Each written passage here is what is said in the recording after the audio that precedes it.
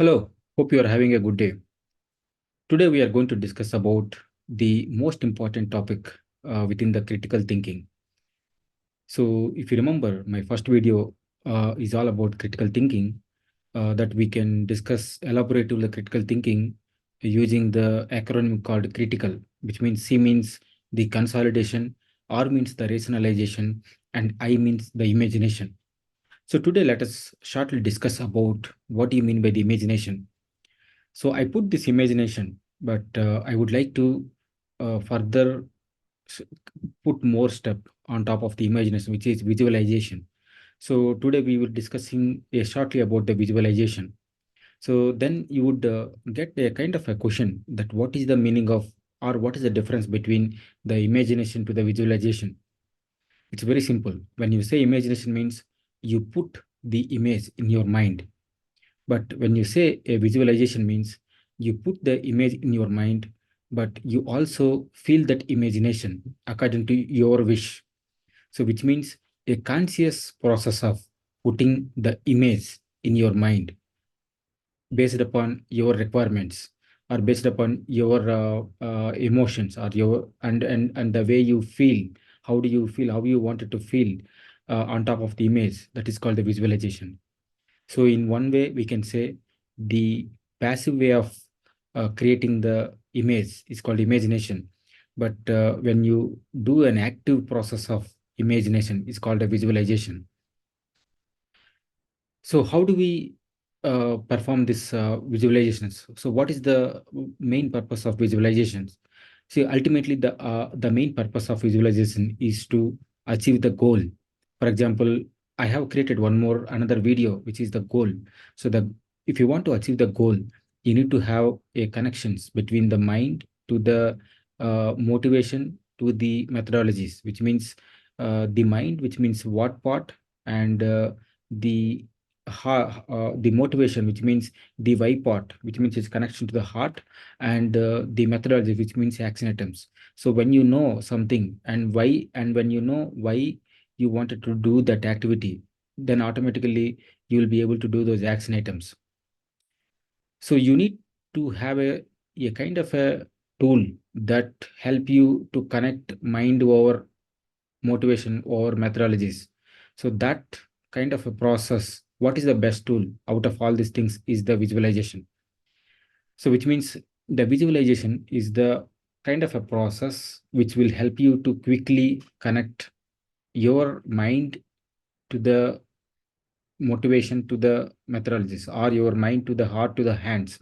uh, that will be easily be achieved if you do the visualization. Just take for example, uh, like for example, you wanted to buy a very nice car that you fixed it already. Then you fixed in your mind, you really visualize that you are having a car and you wanted to have the car and you wanted to drive the car, and you feel that you already have that car, that you are riding on the car in the early mornings, kind of a visualization that you have, and that you see on the road. When you go onto the road outside, whatever you see, and whatever wherever you see, most of the times your mind will be focusing on those different types of cars.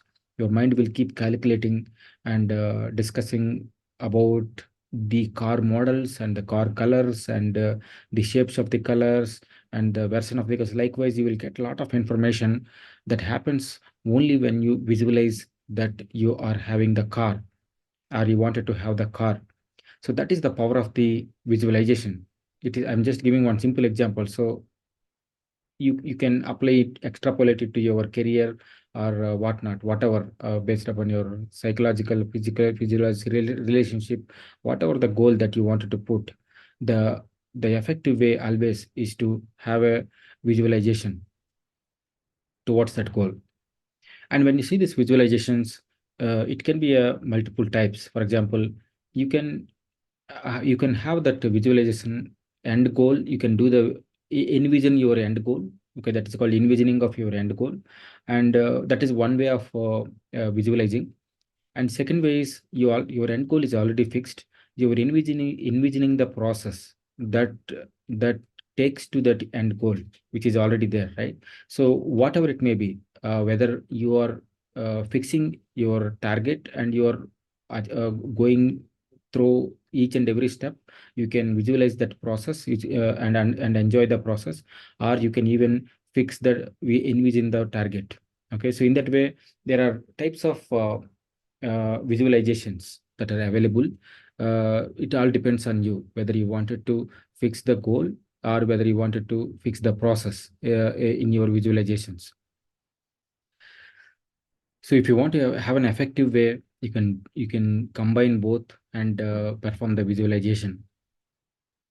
So now how do you do this visualizations, right? For example, you take a topic, okay, and what we do, we do a different types of activities towards that goal. For example, you fix some kind of a goal. You would read it, or you would smell it, or you would touch it, or whatnot. You will do write it, or whatever it is, the things that you do to with your senses. Okay, so that is called a kind of a consolidation that you are already having. And then the second step is that you feel that emotion, that what if that goal is there, that you already achieved, how do you feel? Okay, what's your feeling? So that's which means your heart will definitely tag to that goal. Okay, so in that way you are connecting to your heart to that goal. And once you really consolidated the information, and once you really know why you need to achieve the goal, once you really feel that having that goal towards you, then automatically there will be some kind of an action items that will be derived.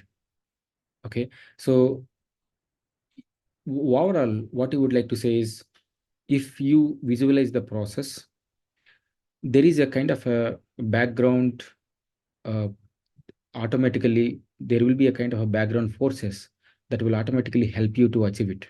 Okay, for example, if you effectively visualize a kind of a any goal, or you wanted to any ambitious goal, or if you wanted to have some kind of a goal, if you visualize, not your mind but your subconscious mind will active, and it will try to connect those goals with your uh, inside heart, okay, with your inherent heart, with your background activities, right?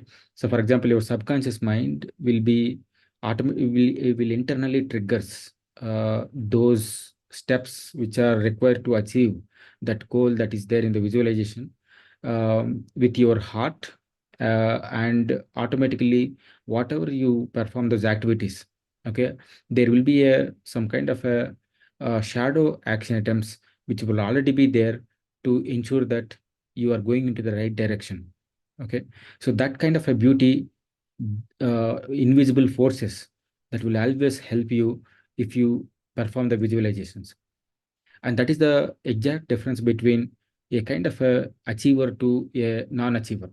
Or there are if you see, like, if you pick it up any achievers, uh, this visualization by default, it is a kind of a inherent property for that whoever is achieved.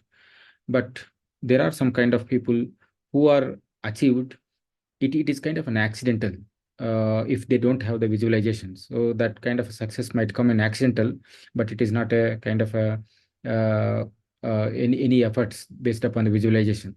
And hence, if you would like to really succeed, or if you wanted to really achieve some kind of an ambitious goals, one should have this visualization. It act like a diksuchi for your entire process while you're progressing. Okay, so in that way, there is a lot of material that you can research in the Google, like what are the various types of visualization techniques, and what are the tools that help you to perform the visualizations. Everything that you see, you can get a lot of stuff that in internet. But ultimately, the main intention is that one should have this kind of a visualizations in your mind, in your side inherently, that you develop this kind of an habit to ensure that you get whatever you want. All the best, and I hope I will be able to coming up with the next topic in very soon. Thank you all.